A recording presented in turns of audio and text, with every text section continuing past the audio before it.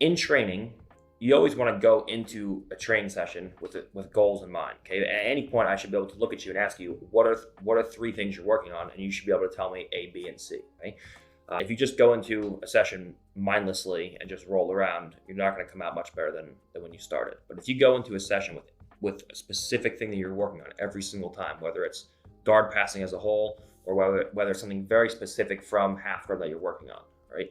You should have goals in mind, both short term and long term. Okay, what do I want to work on this week? What do I want to work on in the next 5 to 6 months? What I want to work on in 12 months from now, and in 5 years, where do I see myself? Okay, you should have a vision for where you're trying to go. And if you don't have a vision, you find yourself training over 6 months, a year, 3 years, 5 years, and you see you're not getting better, as fast as you could be.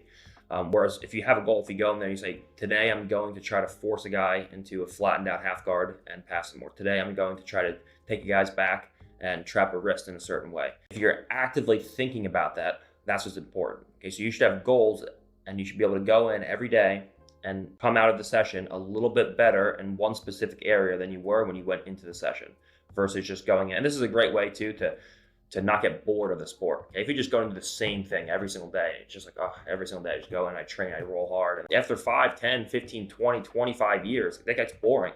But if you go in every day and you're learning something new, that's a great way to keep your interest in the sport. So you should always have short-term goals and long-term goals for training. Where do you see yourself in 5 years?